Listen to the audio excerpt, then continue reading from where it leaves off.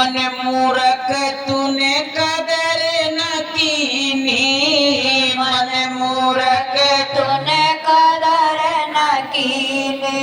एक दिन अग्नि में जल जावेगी, तेरी काया सी फूल बगिया। एक दिन अग्नि में जल जावेगी, तेरी काया सी फूल बगिया। एक दिन धोखे में लुट जावेगी, तेरी काया सी फूल बगिया। एक दिन धोखे में लुट जावेगी, तेरी काया सी फूल बगिया। जिस काया का गुमान करे घूम रहे हैं ना, हम तो बहुत सुंदर हैं, हम बड़े गोरे हैं, वो कहता हम बड़े लंबे हैं।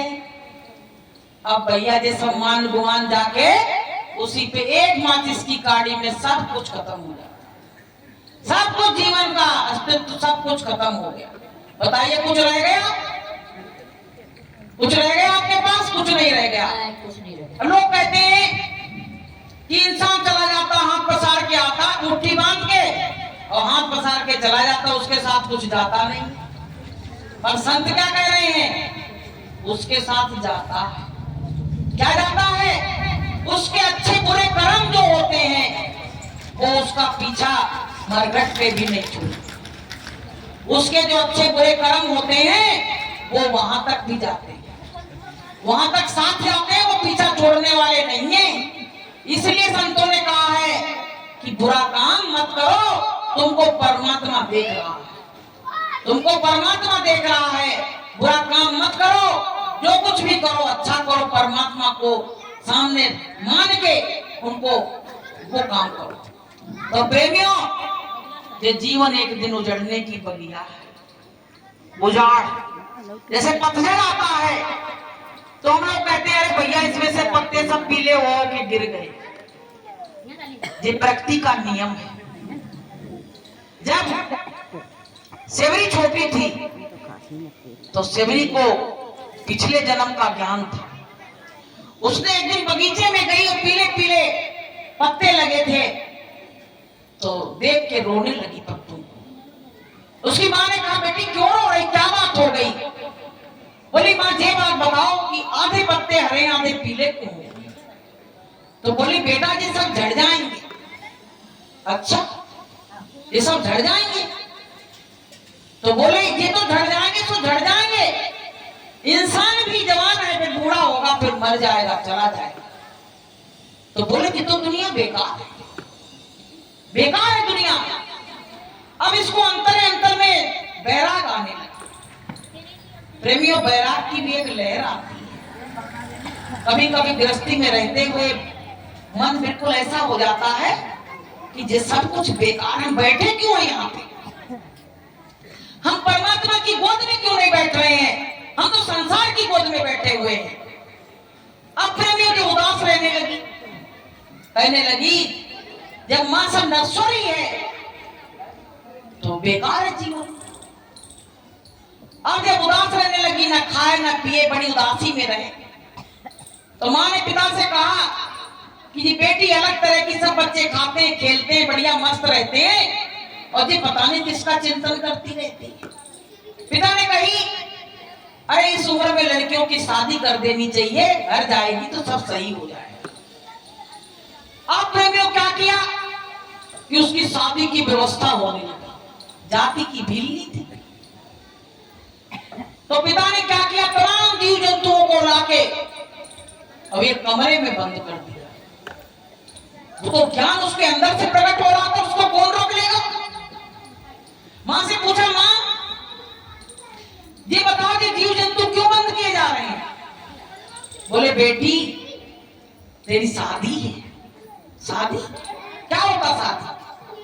बोले तू दूल्हा के घर जाएगी, दुल्हन बनेगी, तेरा पिया तुझको लेने आएगा। अब इसको अंदर से बड़ी और घबराहट बढ़ गई। चोटी कर रही थी, एक चोटी तो हो गई थी, एक छोड़ के झटका दे के मां से भगी और वो जीव जंतु पूछे जे काहे को आए हैं? बोले बारात आएगी तो स्वागत होगा ही नहीं से, ये काटे जाएंगे, इनका मांस बनेगा, फिर बारातियों का स्वागत किया। अरे माँ, मेरे लिए, मेरी खुशी के लिए इतने जीवों की हत्या, हाथ छुड़ा के ऐसी भगी कि दरवाजा को खोलते हुए भागती चली। बोले खोलेंगे पाप मारेगा, भागती चली गई। तो वो जीव जो बन थे वो उसमें से निकल के क्या बोले कि सेवरी, जैसे तुमने मुझको इससे बंधन से छुड़ाया है, ऐसे ही परमात्मा तुम्हारे बंधन को तोड़ेगा। बोलिए प्रेम से। तो प्रेमियों, फिर क्या हुआ? अब जाए तो कहां जाए? कोई जगह नहीं, कोई आसरा नहीं। अब जैसे हम लोग कहते हैं हम घर छोड़ के जा रहे हैं, कहां जाएंगे? ज्यादा ज्यादा मथुरा आश्रम पे पहुंचेंगे, वो भी रास्ता नहीं मालूम। अब प्रेमियों जाके एक पेड़ के नीचे छिपके बैठे। अब लोग वहां से निकले, उससे पूछा क्या बात है? तो उसने अपनी पूरी बात बताई। पास में मतंग ऋषि का आश्रम था, तो लोगों ने कहा कि वहां आश्रम है, उसमें चली जाए। तो बोले हम जाति की बिल्ली, वहां कोई घुसने देगा नहीं। तो उसके दिमाग में एक बात आई, उसने कही कि हम सेवा करेंगे आश्रम की। देखो सेवा का क्या महत्व होता है। कहते नहीं है सेवा जो करता है वो सबसे प्रिय भगवान का, गुरु का हो जाता है।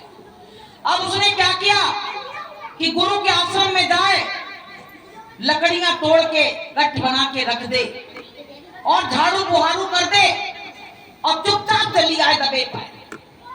एक दिन गुरु जी ने कहा, ये बताओ कि तुम लोग तो बड़े मक्कार हो गए, तुम तो जल्दी उठते नहीं थे। सुबह सुबह 4 बजे ब्रह्म मुहूर्त अमृत वेला में ये कौन आता है जो इस आश्रम का कार्य करके चला जाता है?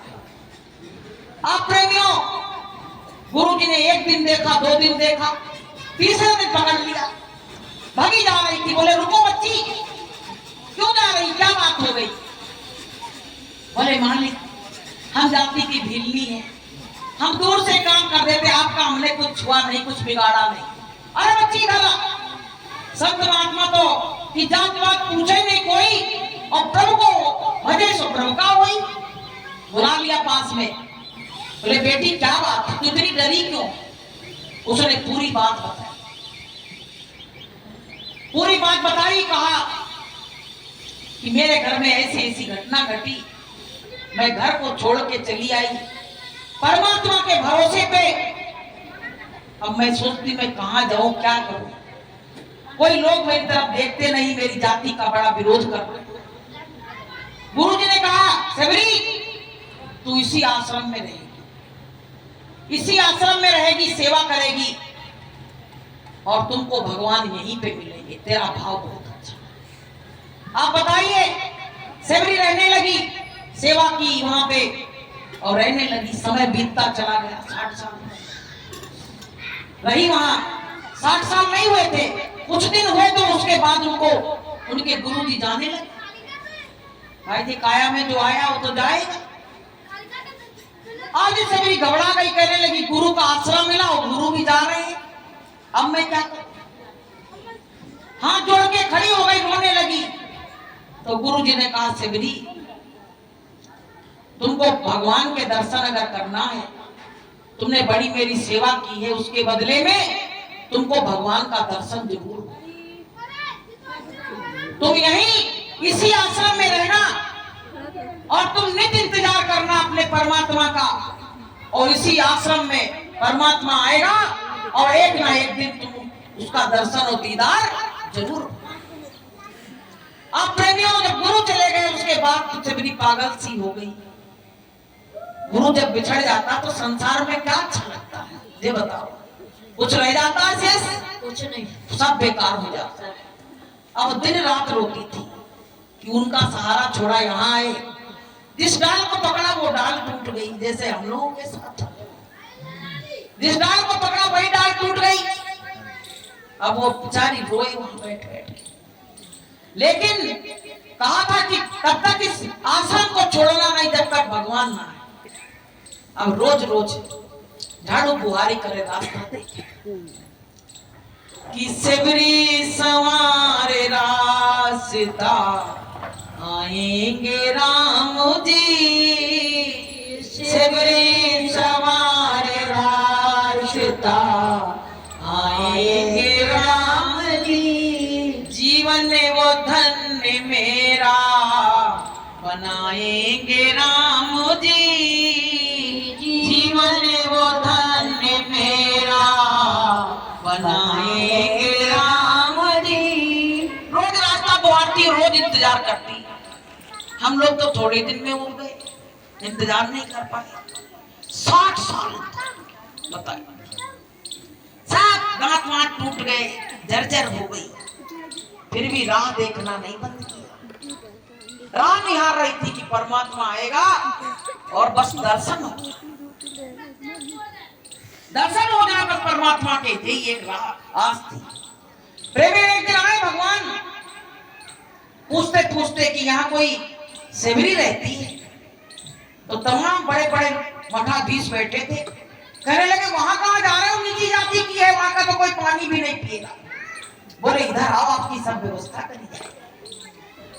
तो भगवान ने पता क्या कहा, मैं इधर आता नहीं, पर उसी की वजह से मुझे यहाँ आना पड़ा।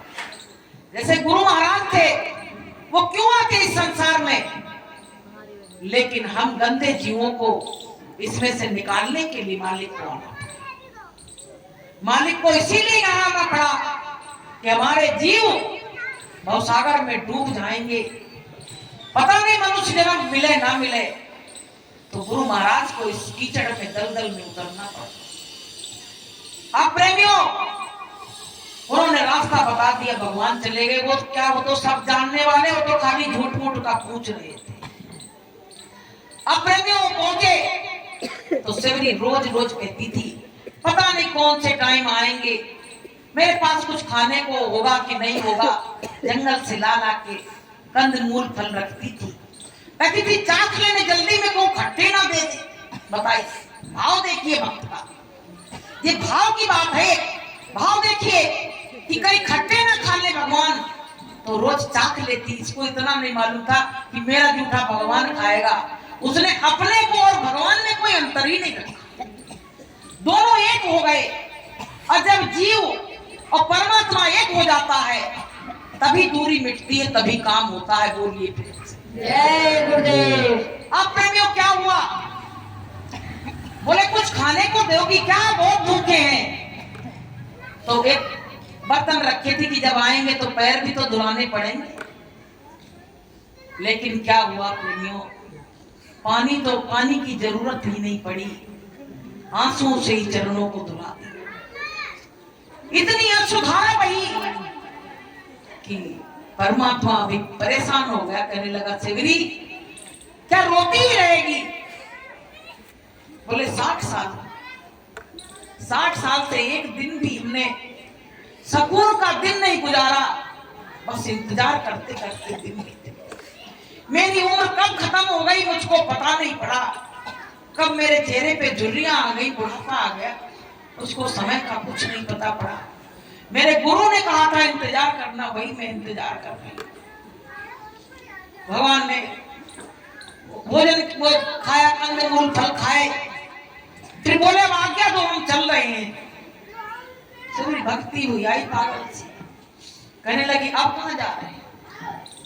बोले अब मैं जा रहा हूँ, तुम दर्शन हो गए, अब मैं जा रहा हूँ। सवेरी ने कहा अब जाने नहीं देंगे। क्या बोली, अब नहीं जाने देंगे। गुरु महाराज थे वो भी चले गए, और जो बता के गए आप आए तो आप ही जा रहे हैं। हम किसके सहारे रहेंगे, मेरा कोई है साथी, मैंने सारे संसार का त्याग कर दिया। तो भगवान कहने लगे क्या किया जाए बताओ। बोले मुझको अपने साथ ले चलो, अब हम तुम्हारे बिना एक पल भी नहीं रहते। वो साथ लिपट गई चरणों में। भगवान भी मजबूर हो गया प्रेमियों। ऐसी दिव्य ज्योति प्रकट हुई, सबरी उसी में समा परमात्मा के साथ लौली हो। तो प्रेमियों कि भगत के बस में है भगवान, भगत के वश में है भगवान। भगत बिना तो कुछ भी नहीं है, भगत बिना तो कुछ भी नहीं है। भगत है उसकी शान, भगत के बस में है भगवान, भगत के बस में है भगवान। अब भगवान भी उसके भक्तिन के बस में हो गए, भक्तिन के बस में हो गए और सेवरी जाके अपने परमात्मा में लगी। प्रेमियों एक बात बता, गुरु महाराज आए और फिर कहीं हम जा रहे हैं तो हम लोग क्या कहेंगे? जी कहेंगे मालिक चले जाओ, ये नहीं कहेंगे मालिक अब हमसे बिछुड़ के मत जाओ, अब जहां जाना हमको भी सेबरी की तरह साथ ले चलो, हमको यहाँ रहना नहीं है। हम भी अपने गुरु महाराज से यही कहेंगे प्रेमियों, और यही कहना, नहीं तो अवसर चूक जाओगे फिर दोबारा मिलने वाला नहीं है। तो प्रेमी भाई बहनों, ये किराए का मकान है, थोड़े दिन के लिए मिला, थोड़े दिन के बाद ये ढह जाएगा। ऐसी करनी यहां से करके चलो कि परमात्मा भी हमारा वहां सम्मान करे। गुरु महाराज कहते हैं जब भक्त वहां पहुंचता है तो देवी देवता भी देखते हैं कि ये तो सतगुरु का शिष्य आया है, तो वो भी दूर से लाइन लगा के खड़े हो जाते हैं फूल माला लेके। बताइए ऐसे गुरु जब हमारे साथ जाएंगे तो देवी देवता जो वो भी हम पे फूल माला की बरसात करेंगे, स्वागत करेंगे। बताइए ऐसे गुरु मिले हमको। तो प्रेमियों, ऐसे गुरु से मिलके भी अगर हमारे अंदर भाव भक्ति नहीं आई तो हमारे पास कुछ सब, बहुत लोग कहते ना कि चोरी हो गई सब लुट गया, चोरी हो गई हम बर्बाद हो गए। और हम तो कह रहे हैं कि अगर हमने इस चीज को नहीं हासिल किया तो हम तो वो जुआरियों से ज्यादा बर्बाद हो गए कि नहीं हो गए? तो प्रेमी भाई बहनों, हमको तुमको अपने मालिक के वचनों को याद रखना। गुरु महाराज ने कहा था कि ऐसा गियर फंसाऊंगा कि वो छुड़ाए नहीं छूटेगा, कही थी मालिक ने।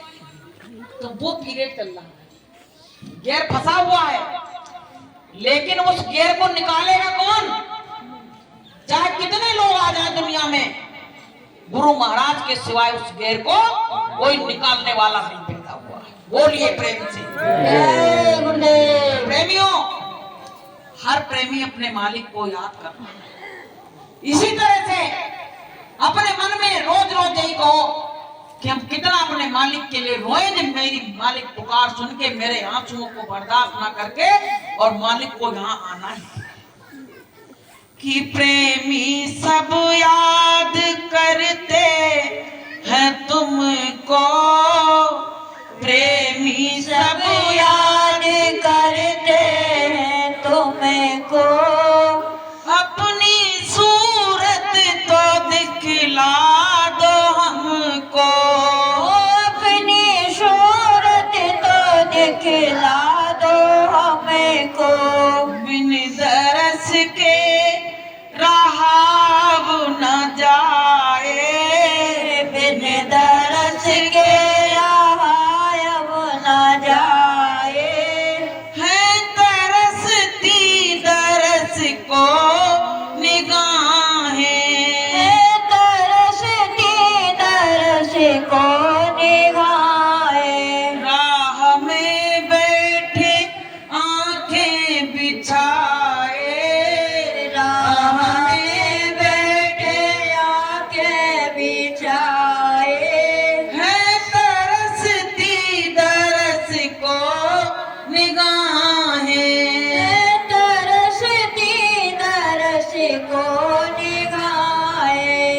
प्रेमियों, हम अपनी सोचते हैं, हम कहते हैं सब मालिक की याद करते हैं, यहाँ तक कि लेडीज ही नहीं जेंट्स भी बहुत याद करते हैं। ऐसी बात नहीं है, आदमी कहता ना कि आदमियों के आंसू नहीं निकलते हैं, औरतें रोती हैं। हमने तो वो नजारा देखा कि मथुरा में हमने देखा तो गुरु महाराज की कुटिया की तरफ उधर बैठे और दो लोग इस तरह सिर पटक पटक के रो रहे कि वहां आपको क्या पता, कोई लेडीज क्या रोएगी, काय के लिए, गुरु के लिए। हमने की बताओ, आदमी कहता है कि हृदय कठोर होते हैं, लेकिन गुरु के लिए इस तरह से रो रहे हैं, ऐसा था कि हमारी तो दुनिया सुनी हुई, सब बेकार है। तो प्रेमियों, हमको सबको अपने मालिक को रोज रोज याद करो। गुरु महाराज कहीं गए नहीं, सब प्रेमियों को देख रहे हैं। आप सत्संग में कैसे आए? कोई नौता गया था क्या आपके पास? कोई बुलावा गया था? गुरु की दया आपको खींच के लाई। गुरु महाराज कहते, बच्चों, जब मैं तुमको याद करता हूं तब तुम मुझको याद करते हो। बताइए, इसका मतलब मेरा गुरु आज भी मुझको याद कर रहा है, इसीलिए हमको सत्संग में बार बार बुला रहा है। बोलिए प्रेमी। जय गुरुदेव। तो प्रेमी भाई बहनों, घर में हमारा व्यवहार, हमारा आचरण कैसा होना चाहिए? तुम बलवान हो तो क्या है, तुम बलि अपने जो तुम्हारी इंद्रियां हैं, तुम्हारे अंदर जो 5 भूत बैठे हुए हैं उनकी तो, तब तो तुम बलवान हो। तुम कौन किसी आदमी का मर्डर करते हैं बड़े बलवान है? तुम बलवान नहीं हो। जिसने अपने मन को मार दिया, अपनी इंद्रियों पे विजय प्राप्त कर ली, परमात्मा की दृष्टि में वही बलवान है। कि जिन्होंने मार मन डाला उन्हीं को सूरमा कहना, और बड़ा बैरी ये मन घट में, और इसी को जीतना घट। तो प्रेमियों, धीरे धीरे कहो, गुरु महाराज हमारे अंदर बड़ी कमियां हैं, मालिक हमारी कमियों को निकाल दो, नहीं तो मेरा ये भी जीवन बेकार चल रहा है। मीरा ने कहा था कि हमें अपने मरने की चिंता नहीं है, प्रभु मिलन की चिंता है। कहा था कि कागा सब तन खाइयो और चुन चुन खाइयो मांस, और 2 नैना मत खाइयो पिया मिलन की। कहा चुग चुग के मांस खा लेना मेरा पूरे शरीर का, लेकिन 2 नैनों को मेरे सलामत रखना, इससे एक बार हमें परमात्मा का दर्शन हो। बताइए, हम कभी ऐसी बातों का विचार करते हैं प्रेमियों? हम कभी विचार नहीं करते हैं। जरा सी बीमारी आ जाए तो गुरु को ही भूल जाते। तो प्रेमियों, हमको भी मीरा और सबरी के प्रसंग को अपने हृदय में बैठाल के और मालिक के प्रति अच्छे भाव बनाना है। भाई, किसी की मिसाल दी जाती है तभी हमारे अंदर अच्छे भाव बनते हैं, अच्छे भाव तभी हमारे अंदर बनते हैं। तो प्रेमियों, गुरु ने तो जिसके हाथ सिर पे रख दिया है, उसको अब चिंता करने की जरूरत नहीं है कि गुरु धरा शीश पर हाथ, मन क्यों सोच करे। गुरु धरा शीश पे हाथ, मन क्यों सोच करे।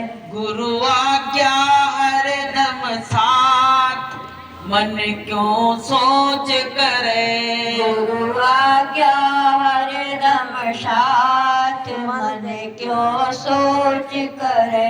कहते हैं गुरु ने सिर पे हाथ धर लिया, चाहे कोई गरीब हो चाहे अमीर। एक बार क्या हुआ, एक व्यक्ति गरीब था। गरीब लोग थोड़ा पीछे, बड़े आदमी आ जाते तो पीछे चले जाते, सोचते मेरे इसमें क्या होगी मिसाल, तो पीछे खड़ा। तो कोई सेवा देने के लिए गुरु को आ रहा था, उस पे 4 आने थे केवल। तो बोला कि गुरु के पास जाओ तो नहीं, मेरी भी सेवा लिए जाना, दे देना। तो वो प्रेमी आया, तो वो भैया गड्डियां लेके आया था। जवानी को कौन देखता है, उसने अपनी गड्डियां दे दी और जाने लगा। तो गुरु ने गड्डियां पलटी और फिर बोले, अरे वो सेवा तो तुमने दी ही नहीं। बोले कौन सी? बोले मेरा भक्त वहां खड़ा है, इंतजार कर रहा है अब भी। उसने तुमको 4 आने दिए? बोले हाँ दिए तो थे। बोले 4 आने की मैंने कोई वैल्यू नहीं समझी।